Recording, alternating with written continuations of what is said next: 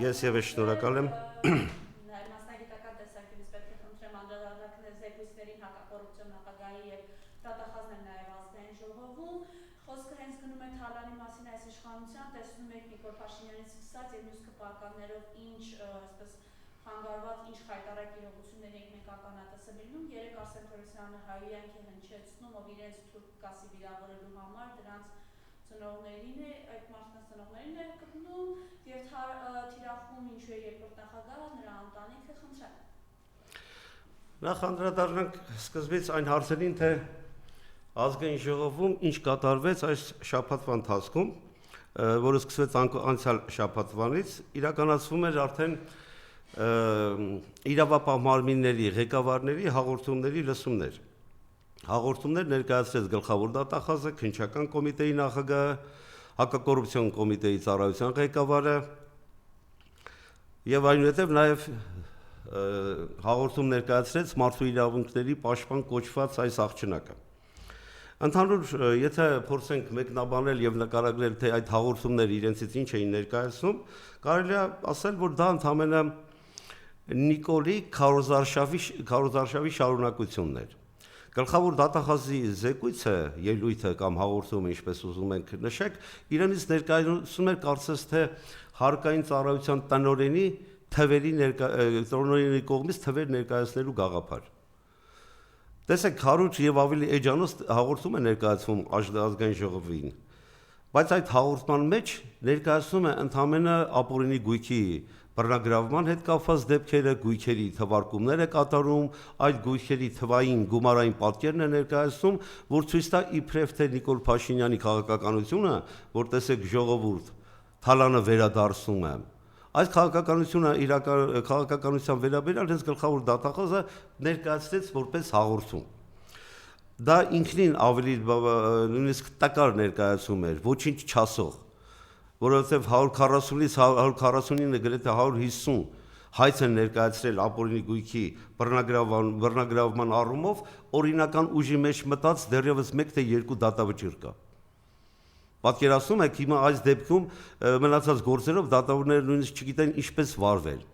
Եվ հիմա այս գործերի հետ ինչ կկատարվի Սահմանադրական դատարանի վերջի որոշումից հետո, որը հստակ կոնկրետացնում է ապօրինի գույքի բռնագրավման ենթակա սուբյեկտների կարգավիճակը եւ նրանց գույքը բռնագրավելու հնարավորությունները,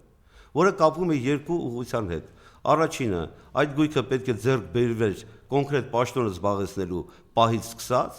եւ այդ ձեռքբերված գույքը պետք է կապված լինի կոնկրետ որևէ հանցագործության հետ։ Հետևաբար այս մնացած գործերը, որոնք սրանք կարել են,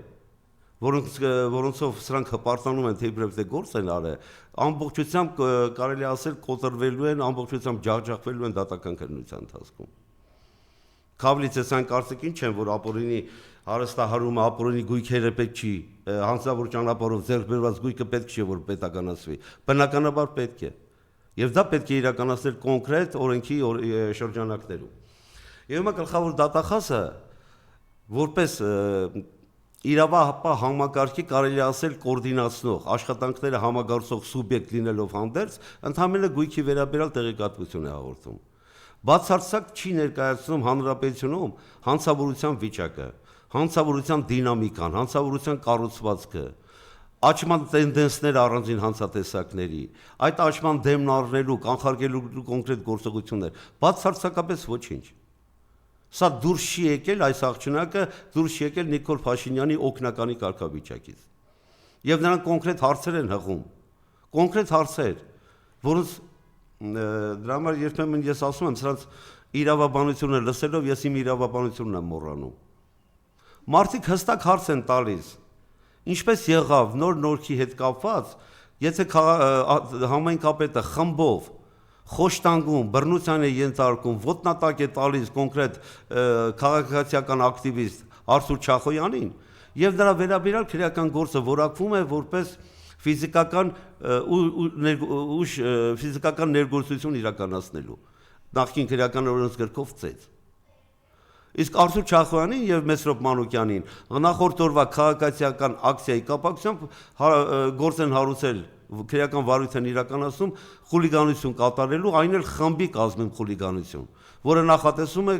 մինչև 5 տարվա ազատազրկում։ Իսկ ֆիզիկական ներգործության համար կա եւ տուգանք եւ հանրային աշխատանքներ։ Եվ հիմա նույն քննչական կոմիտեի այս տղային են հարց տալիս, ինչպես է դա եղել։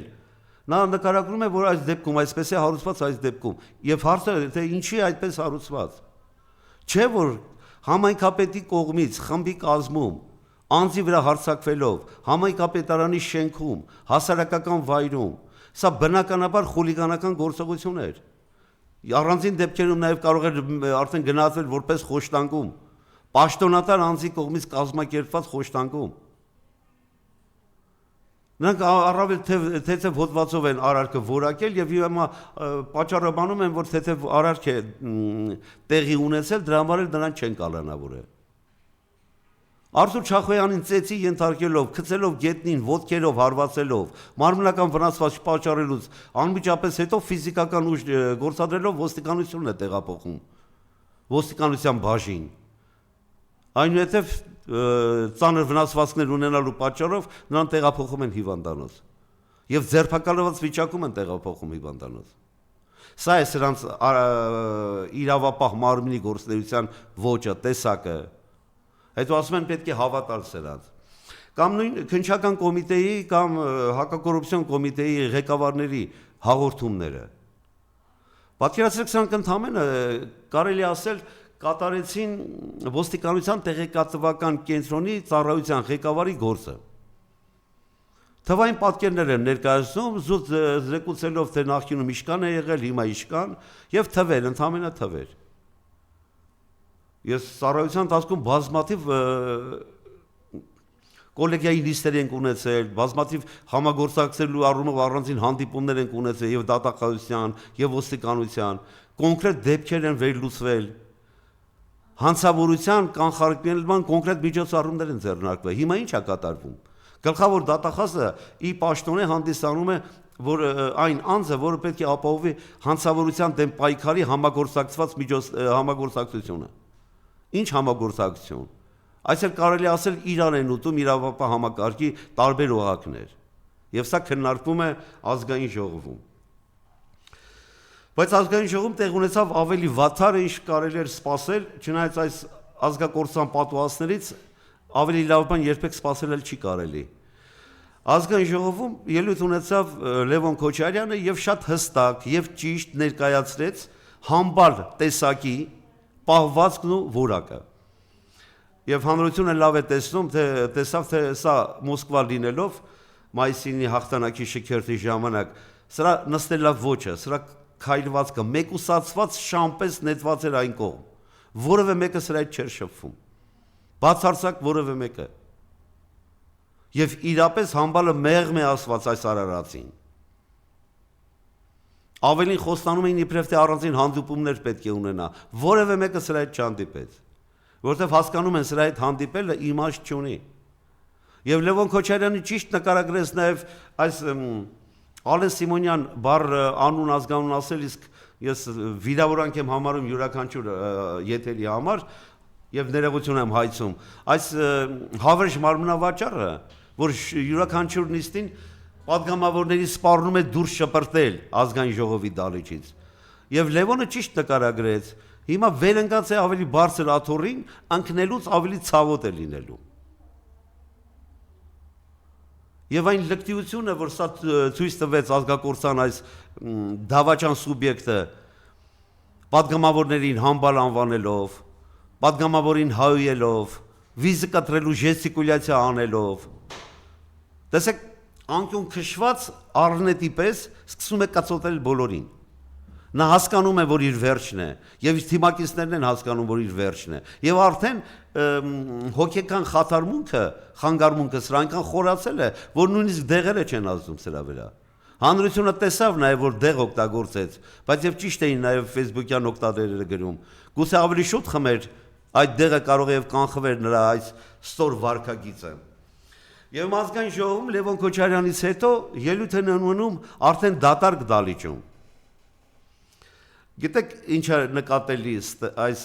իրավիճակում։ Նկատելի է թե սրանք ինչպիսի քծնանք եւ այդ քծնանքը իդեմ Նիկոլի ինչպիսի ջանասիրությամբ էին իրականացնում։ Նույնիսկ ընդդիմադիր падգամավորների վրա հարձակվելու այդ պահերը պետք էր նկատել։ Ինչպիսի ջանասիրությամբ փորձում էին երևալ էկրանին, որ տեսեք Նիկոլ Փաշինյան ինչպես ենք պաշտպանում, քեզ ու կնոջը դրա, երևի կինն էլ չի, չգիտեմ, ինքը նկարագրում է, որ զուգընկեր է, զուգընկերուհի է, թե ընկեր է, թե ինչպես են պաշտպանում Աննա Հակոբյանին եւ Նիկոլ Փաշինյանին, քծնանք ինչպիսի բարձր դոզայով, որ զզվելի է արդեն։ Եվ հիմա դատարկ դալիճում ելույթ են ունենում նույն քծնող սուբյեկտները, ով ավելի ջանասիրությամբ կպաշտպանի իրենց ոչնչություն հանդիսացող ղեկավարին։ Եվ ելույթ ունեցողներից մեկը, որ կոչվում է Արսեն Թորոսյան, որը կովիդի հետ կապված դեռևս լուրջ պատժվելու խնդիրներ ունի, դատապարտվելու լուրջ խնդիրներ ունի։ Ես բազմիցս ասել եմ, սրանց փրկությունը ազգային անվտանգության ծառայության պատվալներում է լինելու։ Հավատացեք, դա իրենց փրկությունն է։ Օր առաջ եթե նրանք մտնեն այդ պատվալ, գուցե նրանց կյանքի եւ առողջության այլ վտանգ չսպառնա։ Հետևաբար նրանց փրկությունը դատվելն է եւ ԱԱՑ-ի պատվալում գտնվելը։ Եվ հիմա այս անձը, որ տասնյակ գրեթե 7000, ավելի քան 7000 անձի կյանքի հետ խաղաց կովիդի ժամանակ, ինչպիսի յուրացումներ, ինչպիսի թալան իրականացվեց, որ քրեական վարույթներ են արդեն 3-4 տարի ընթանում եւ որևէ մեկը տեղեկություն չունի, թե ինչ է լինելու այդ քրեական գործով կամ որևէ արդյունք լինելու է, թե ոչ, ազգային ժողովի ամբիոնից, Հայաստանի ազգային ժողովի ամբիոնից, պատկերացրեք, ձևակերպում է, որպես թուրք իրեն անվանելով եւ հայոյելով որպես թուրք, ինքը հակառակ հայոյանքներ ներկայացնում։ Ես չեմ կարծում, որ այս ԿՊՀ-ական ուսապարկերը տեղյակ չեն, այդ թվում նաև Արսեն Թորոսյանը, թե ինչպիսի հայոյանքներ են հնչում հասարակության կողմից սրանց նկատմամբ։ Ինչպիսի տասնապատիկ ավելի դաժան հայոյանքներ։ Բնականաբար մենք թույլ չենք տա այդ ստահակի բառերը եթերում կրկնել։ Բայց բացեք Facebook-ը եւ տեսեք ուղիղ հայոյանքներ հենց նույն Արսեն Թորոսյանի նկատմամբ։ Եվ բազմաթիվ ԿՊՀ-ականների։ Շատերը չեն գիտակցում, որ իրոք իրենց վերջն է եւ պետք չի այսպիսի ջանասիրությամբ դուրս գալ երկրորդ նախագահի դեմ։ Դուք տեսեք այս ոհմակը, առավել եւս այս ոհմակի պարագլուխը Նիկոլ Փաշինյան կոչվածը, անասնական վախ ունի երկրորդ նախագահից։ Անասնական վախ։ Որևէ մեկի դեմ կռիվ չունի սա։ Ոչ արտաքին թշնամիների, ոչ ներքին այլ ընդդիմադիրների, սա իրեն առաջին թշնամին համարում է Ռոբերտ Քոչարյանին, որովհետև անասնական վախ ունի երկրորդ նախագահից։ Եվ բնականաբար դա պետք է ունենա այդ անասնական վախը, եւ տեղին է այդ վախը։ Եվ այդ վախը փոխանցվել է ԿՊՀ-ական մյուս սուբյեկտներին, եւ падգամավորներին եւ ոչ падգամավորներին։ Եթե լսում են Ռոբերտ Քոչարյան անուն ազգանունը, սրանց հետ արդեն խելացնոր իրավիճակում են հայտնվում են այդպիսի վիճակում։ Էլ չեմ ասում գուցե նաև ներքնազգեստները վաղուց փոխելու անհրաժեշտություն կա։ Այսօր առանձին ու առավել լուրջ ուժ ընդդեմ այս ոհմակի հենց երկրորդ նախագահն է եւ հետեւաբար նրանց թիրախը ավելի շատ վայրահաչոցը ուղղում են Ռոբերտ Քոչարյանին, նշելով որ նույն Արշակյան կա ոչնչությունը լրագրողին ծեծելու համար մինչև որս քրեական պատասխանատվության չենթարկվեց։ Հայտնում է թե իբր Ռոբերտ Քոչարյանի հայրը թուրք է եղել։ Ոչնչություններ միած ստուգեք Նիկոլ Փաշինյանի կամ ձեր ծնողներին։ Օրինակ Վահագն Ալեքսանյան հայր ունի թե չէ չգիտեմ։ Այն ողորմելի տոնայնությամբ խղճահարություն առաջացնելու, որ մոր նկատմամբ սրբազան շարժման երիտասարդները իբրև թե ինչ որ գործողություն են արել։ Հանրությունը տեսան այդ լկտի կնոջ պահվածքը։ Այնքան էլ հարգանք ունեմ ծնողների նկատմամբ, բայց չեմ կարող սրանց ծնողներին ես մարդ համարել, որտեղ աշխարհն բերի այսպիսի ազգադավ զավակներ։ Facebook-յան էջում մի անձ էր հարց էին տվել թե Նիկոլ Փաշինյանի վերաբերյալ, որ հարց էին տվել ընտանիքի վերաբերյալ, շատ հիանալի պատասխան էր տվել։ Ասել էր, որ Նիկոլ Փաշինյանի տղան եթե խելացի տղա լինի, պետք է Սամվել վեպը կարդա։ Եվ հիմա սրանք թուրքի արմատներ, գեներ եւ արուն ունեցող այս ոմակը, որ շատերը լինելով թուրք, որոնց դավաճան չես կարող համարել, որովհետեւ թուրք են դրանք, ճշտամի են։ Եվ հիմա թող մտածեն, թե Նիկոլ Փաշինյանի պապը երկրորդ համաշխարհային պատերազմում ինչ էր դավաճան համարվել։ Բոլորը տեսան, չէ՞։ Եվ դրա հետևանքներից մեկը չի արդյոք, որ Նիկոլ Փաշինյանը ատելություն ունի հայրենական մեծ պատերազմի ժամանակ մեր զոհվածների, այդ հիշատակի օրերի նկատմամբ զուտ ատելություն ունի, անասնական ատելություն ունի։ Եվ հարցում են ինչու է հիմա մայիսի 9-ը չի նշում, զարմանում են, որ գնաց Մոսկվա կամ ինչ են թիրախ սարքում։ Նույն հանրային հեռուստաընկերությամբ այն սուբյեկտը, որը դակտիկական անունն իսկ մարդ չի ուզում տալ, ինչպիսի խելացնոր մտքեր է հայտարարում։ Իբրև թե Հիտլերյան Գերմանիան պլաններ ուներ արևմտյան Հայաստանը Հայաստանին տալու եւ միացնելու առումով։ Հիտլերը սրանք նսեմացնում են ամեն սրբություն եւ հետեւաբար սրանց մասին խոսել առավելևս ազգային ժողովի այս տեսակի մասին շատ դժվար է։ Հիմա տեսեք նաեւ վիրավորանքի այսպիսի դոզա, այսպիսի ատելություն ինչի է այսպես շարունակաբար գնում։ Մի բան ակնհայտ է, անպատժելիության զգացումը սրանց մեջ բավականին անգուր է արդեն տրված։ Եթե մի ստահակ հանցագործություն է կատարում չի պատժվում, նրա կողքի շրջապատի կամ հենց ինքը ավելի ծանր հանցագործություն է կատարում։ Սրանք արդեն իրենց անպատժելիության շրջանակի մեջ են տեսնում, հետևաբար անպատժելիության առումով, որ պատժի չեն ենթարկվելու, ավելի են լկտիանում եւ ավելի ցինիկ են իրենց պահում։ Գլխավոր դատախազին քննչական կոմիտեին հարց են տալիս Լիլիթ Աղեկյան, եթե չեմ սխալվում, Գյումրիի լրագրող թե բլոգեր, որը բազմաթիվ հանցագործությունների մասին հրապարակումներ է անում։ Եվ իբրև թե դատավորին վիրավորել էր կոռուպցիաներ անվանելով։ Եվ այս դրվագով այս կնոջը գիշերազգեստով, գիշերվա կեսին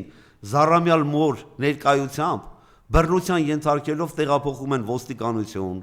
ԶՊՎ, դատարան, թույլ չտալով նույնիսկ իր հագուստները փոխի։ Եվ սրանց մասին պետք է խոսել սրբություն ունեցող։ Ընդամենը ինչ էր արել, ասել էր կոռուպցիաներ է դատավորը։ Կամ Էդգար Ղազարյանը ինչ է ասել Վահագ Գրիգորյանի մասին, եթե չեմ սխալվում, իբրև թե առատավորող տեղեկություններ է հրապարակել։ Իբրև թե դատավոր այնպիսի բարձր պաշտպանվածություն ունի, այնպիսի առաքինի է, որ նրան չի կարելի վիրավորել։ Բայց դուք լավ հիշում եք, չէ՞, այս ազգակործան պատուհասը չէ որ հայտարարում էր կա դատավոր, որ իմ ասածը չանի։ Դատավորներին համարեց բոլորին վնգստացողներ դատավորներ։ Դատարանի նախագահն է Ռուբեն Վարդազյանն, որ փորձեց պաշտպանել դատավորի պատիվն ու արժանապատվությունը, քրեական հետապնդման ենթարկվեց։ Նույն այս տահակի, այս ազգակործան պատուհասի հանձնարարությամբ չէր, որ հանձնարարել էր փակել դատարանի մուտքն ու ելքերը։ Սիրելի հայրենակիցներ, դա կոնկրետ պետական հանցագործություն է, քանի որ կազմաքանդում է իշխանության մեկ ճյուղի գործունեությունը, խոչընդոտում է այդ ճյուղի գործունեությանը։ Գործադիր օրենսդիր իշխանություն եւ դատական իշխանություն։ Սա պետական հանցագործություն կատարեց, որևէ մեկը ձայն հանեց։ Եվ մենք սպասում ենք, թե Աննա Վարդապետյան այս աղջնակը կարող է քրեական վարույթ հարուցել Նիկոլի նկատմամբ։ Անկախ մարմին լինելով հանդերձ կառավարության նիստին է ասում, որ պարոն վարչապետ, ես ձեզ զեկուցել եմ։ Բնականաբար այլ անկախ մարմին կոչվելու իրավունք չունեն սրանք։ Եվ հիմա իբրև թե դատավորի պատիվն ու արժանապատվությունը պահելու համար այս աղջկան տարել մեկ ամիս կալանքի տակ են պահել։ Մի շատ կարևոր նաև տեղեկատվություն ես փոխանցեմ սիրելի հայրենակիցներ, դատական համակարգի վերաբերյալ։ Տեսեք, նախկին տարիներին մինչև 18 թվականը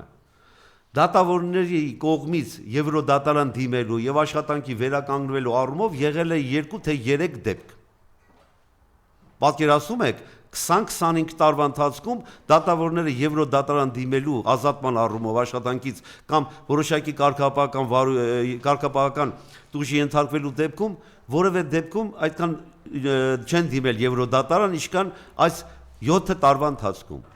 Նախկինում եղել է 2 թե 3 դեպք։ Ներկայումս այս սրանց իշխանության օրոք արդեն 12 դատավորի դիմումներ են ներկայացվել Եվրոդատարան։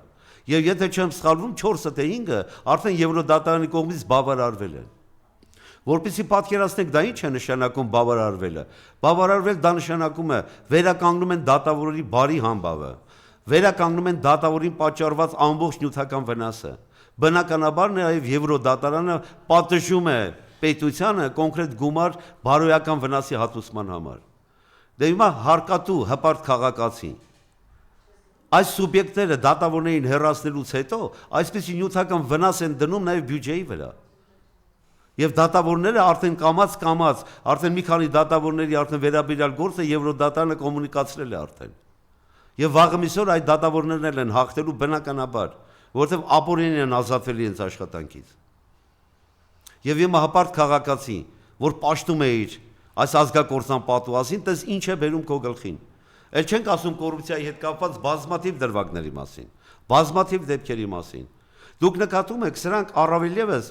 որևէ հարցից այդքան չեն դիվահարվում, որքան կոռուպցիայի մասին հարց տալուց։ Փոշեկուլը ապառիկով գնող գործակալը, օմեգա գործակալը, զարմանում եմ, որ նաև մեր ազգային ժողովի պատգամավորները կոնկրետ հարցեր չեն տալիս։ Իրենք լինելով հանդերձ գործակալներ, ընդդիմադիր պատգամավորներին ասում են, որ գործակալներ եք, ռուսի շպիոններ եք։ Ակնհայտ չհերկված տվյալներ։ Նույնիսկ Նիկոլ Փաշինյանի վերաբերյալ ևս եղավ տեղեկություն։ Հրապարակվեցին այդպիսի տեղեկություն եղան ծածկանուն շակալ անունով, գործակալ որպես։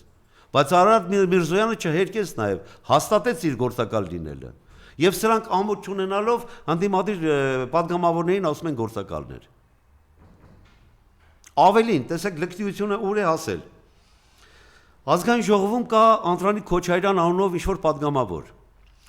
որը ուժային կառույցների, իրավապահ մարմինների ղեկավարներին, նույն գլխավոր դատախազին, քննչական կոմիտեի նախագահին, կոռուպցիայի դեմ պայքարի ծառայության ղեկավարին կոնկրետ հարց է տալիս. ինչի չի բացահայտվել մարտի 1-ը եւ ինչու չի բացահայտվել հոկտեմբերի 27-ը։ Այն դեպքում, երբ Նիկոլ Փաշինյանը փրփուրը բերանին բղավում էր, մարտի 1-ը այլևս բացահայտված է։ Հիմա կանչեք ձեր ղեկավարին եւ հարցրեք բացահայտված է թե ոչ։ Ես այստեղ նախկին իշխանությունների առումով էլի գտնում եմ, որ ճիշտ չի վարվել արարքը որակելու առումով։ Մարտի 1-ի գործով Նիկոլ Փաշինյանը պետք է մեղադրանք առնել Փաշինյանին ոչ թե մասսայական անկարգություն, այլ պետական կառավարման կարգը իշխանությունը զավթելու առումով։ Հիշեք ինչպես էր նա հոգին փառավորվում, երբ ոստիկանական մեքենա էր զավթվում։ Եվ հիմա Անդրանիկ Քոչարյան կոչվածը հայտնում է, թե ինչու հոկտեմբերի 27-ը չի բացահայտվել։ Սիրելի հայրենակիցներ, հիշեք, հոկտեմբերի 27-ից հետո երկրորդ նախագահ Ռոբերտ Քոչարյանը վարչապետի պաշտոնին նշանակեց ոչ բարով, մեր սպարապետի եղբայր կոչված անձին ոչ բարով, Արամ Զավենի Սարգսյանին նշանակեց վարչապետ։ Արամ Զավենի Սարգսյանը գլխավոր դատախազ նշանակեց Բորիկին, ազգանուն այս բան չեմ հիշում, Արարատի մարզում էր աշխատում։ Եվ գործի վարույթը, քննությունը իրականացրեց զինվորական դատախազ անժամանակ Ջահանգիրյանը։ Այսինքն տվեց ամբողջ լծակները 27-ը բացահայտելու համար։ Եվ հիմա ասում են 27 հոկտեմբերի չի բացահայտվել։ Ավելին ասենք, նույն Անդրանիկ Քոչարյան կոչվածը դեռևս դիակները ազգային ժողովի դալիճում չէին սառել, ցուցակ է ներկայացնում Ռոբերտ Քոչարյանին, ասելով թե ով որ պաշտոնը պետք է զբաղեցնի։ Իրեն նշանակել էր իրավապահ համակարգը կոորդինացնող նախարարի պաշտոն։ Նախարար թե ինչ չեմ կարողանում հիշել, բայց ամբողջ իրավապահ մարմինը ուզում էր իր բռունցքի մեջ հավաքել։ Հիմա դե մտածեք, ով ում էր ձեռնտու հոկտեմբերի 27-ը։ Այս է խնդիրը, եւ սրանք այնքան ցինիկ լինելով հանդերձ, հիմա ասում են գլխավոր դատախազ կամ քննչական կոմիտեի նախագահ, ինչի չի բացահայտվել հոկտեմբերի 27-ը։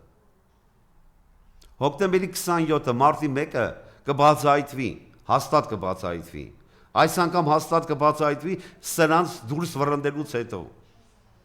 Սրանք այրել են բոլոր կամուրջները եւ երբևէ հույս չունենաք, որ սրանք հետդարձի ճանապարհ ունեն։ Այրել են բոլոր կամուրջները, սրանք հետ դառնալու հնարավորություն չունեն։ Եվ ինչպես նշեցի, անկյուն քշված առնետի պես կծոտելու են բոլորին։ Հետևաբար համախմբվել եւ սրանց արագ դուր շպրտել է պետք։ Արդեն իրոք դանակը ոսկորին է ասել։ Շատերն ասում են, մենակ ասում եք, գործ չկա, եւ ճիշտ են ասում շատերը։ Բայց հավատացեք, մոտ օրերը, մոտ ապագայում շատ մոտ, ոչ հեռու։ Արդեն ամեն ինչ պլանավորված ընթանում է, եւ ժողովուրդը ոտքի կկանգնի եւ այս ազգակործաններին իրենց տեղը կդնի, որտեղ որ պետք է լինել։